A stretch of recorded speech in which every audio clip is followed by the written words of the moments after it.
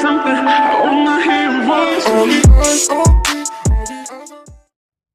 Hello, my beautiful rosebuds. Of course, it's your favorite rosebud, Niecy K, and I'm with a new video. This a new video. I done loaded multiples. Hope you check your girl out. Anyways, guys, so this third video that I am recording right now is going to be a continuation on the drama regarding the Gucci backlash for the sweater that they made that mimicked blackface, along with the Mayweather backlash that's been going on. And we are also going to discuss DapperDan, who is a designer for Gucci, who came out and was outraged about the whole situation and was supposed to be having a meeting with Gucci, which he did, and then he ended up giving his giving the information on what happened through that meeting, as well as he did come out in defense of Floyd Mayweather, and we're gonna go ahead and we're gonna discuss all that. So, of course, DapperDan came out and he made a comment saying, "I am a black man before I am a brand. Another fashion house has gotten it outrageously wrong. There is no excuse nor apology that can erase this kind of insult.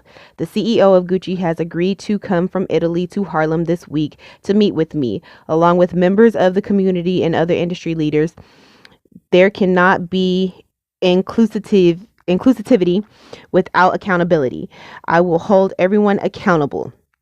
So pretty much what DapperDan is saying is, oh, hell no. Y'all done fucked up.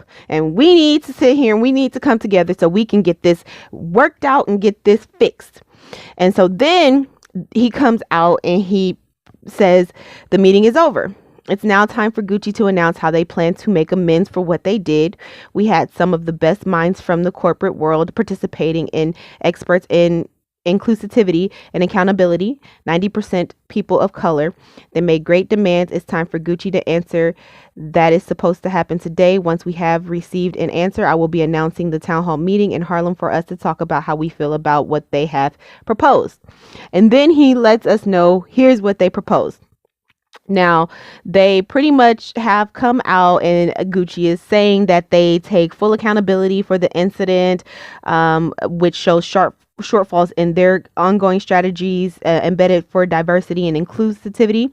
And they are coming out with new information for talent hiring, like it's working to not only hire talented and diverse candidates, but also create positions within the company whose sole responsibility will be to ensure the company reaches these standards. Gucci is now initiating a search for a newly created role for global director.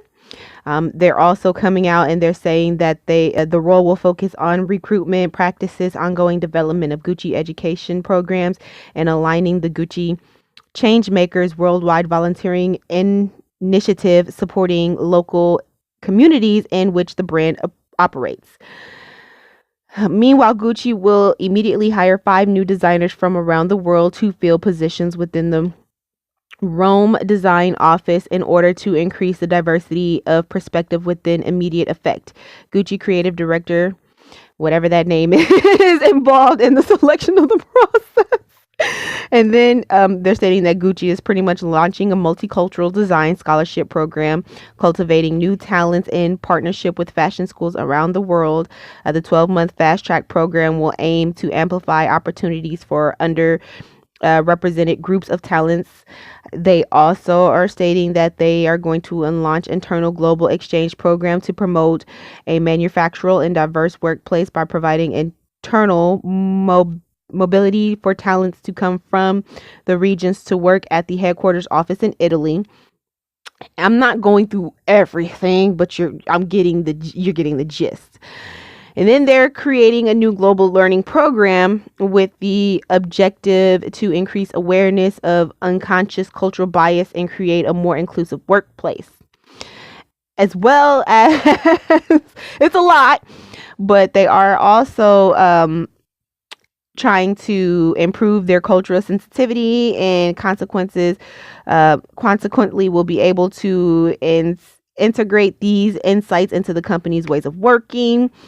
On top of the CEO came out and said their entire life has been dedicated to fight grant myself and any other possibilities to be different and freely express themselves. I look forward to welcoming new perspectives to my team.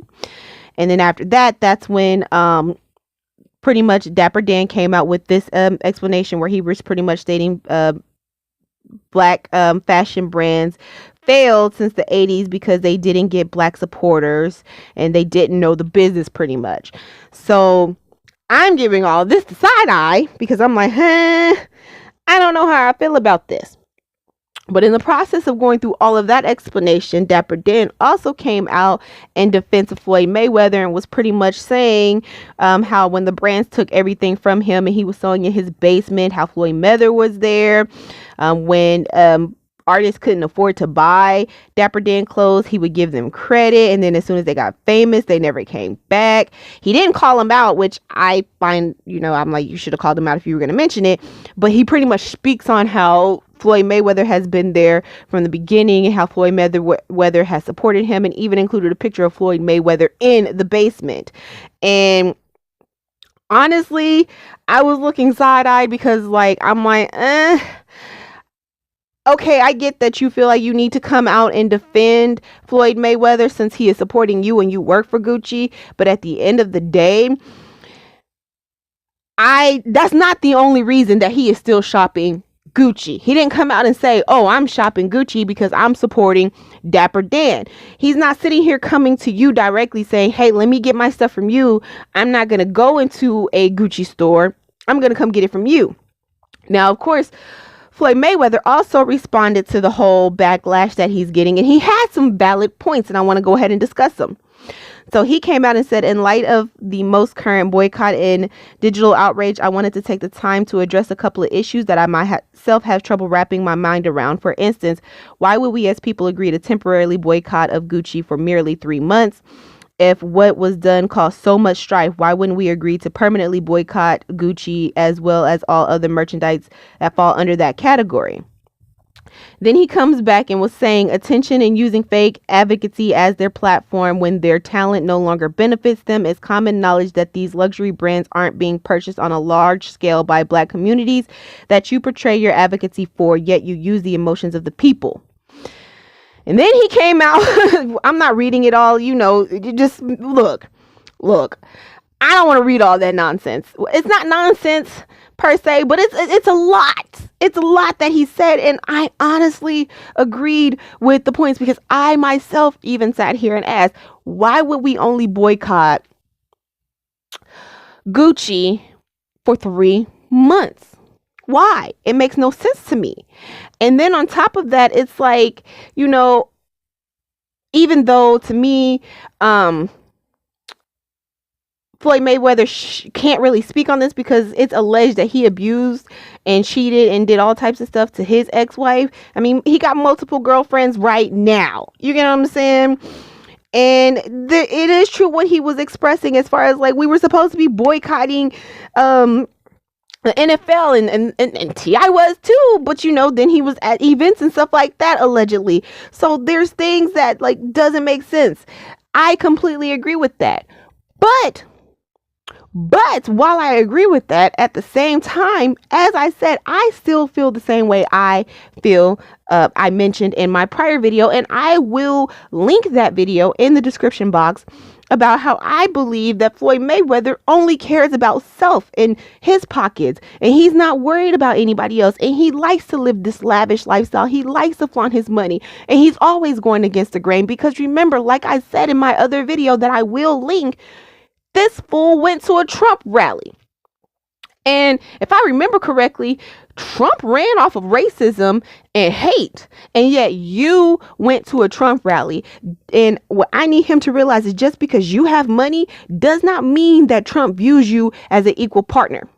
Now, it looks like this might have had something to do with T.I. A lot of people feel like this might have had something to do with T.I. Since he's the one who orchestrated this whole boycott. And, they had their issues and they had their arguments. And so people thought, okay, maybe Floyd Mayweather is doing this because of T.I. Now, T.I. has since then responded in a song. I got a clip of that song. I'm going to go ahead and let you guys hear that, and I'll be right back.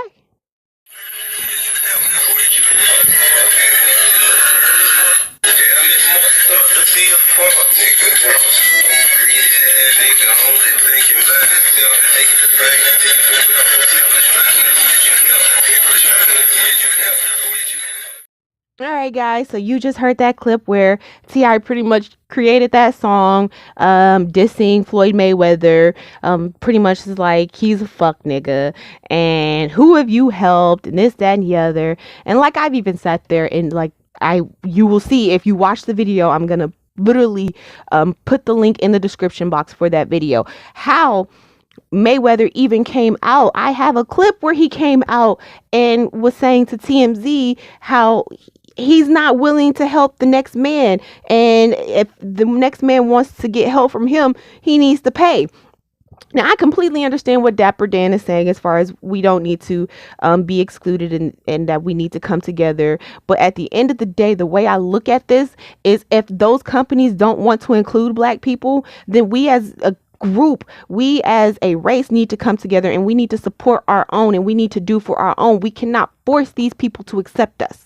That's what we need to get through our heads. We cannot force them to accept us. Once we get that through our heads, then we can move further on, and we can do so much more as a community for our people. Honestly, we can. Now, am I saying that we're perfect?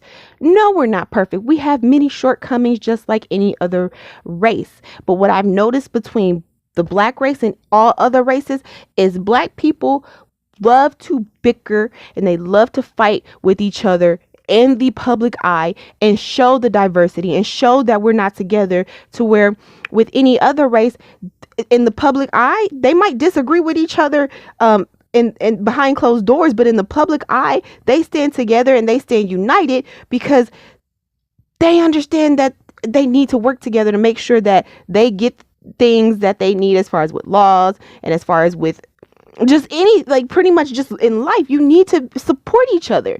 Now, what I don't understand is why black people would prefer to go take their money to go support, because DapperDan is right about that. Like, black people do go put their money into these large Caucasian brands, but they're not taking this money and spending it with the black brands. They're not taking their money, and they're not pretty much deciphering the money back into their community. They would rather take their money and give it to the Caucasians, but then when something like this happens, they're in an uproar. Like I said, you cannot force these people to accept us. You can't. If you want to go out there and you want to give them your money, you can. But no, they might not accept you. They might not accept you, and they might just look at you as only being good for getting them richer than what they are now. Period. But all right, guys, I'm done ranting about this whole situation. It's all just like I said.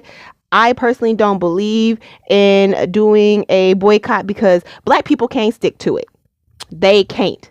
So I'm not sitting here saying anybody needs to do the boycott. And then I surely agree with the whole 3-month thing, what Floyd was saying. I completely and utterly agree with that.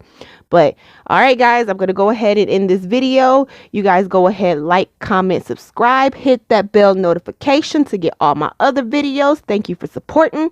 And until the next video, bye. All the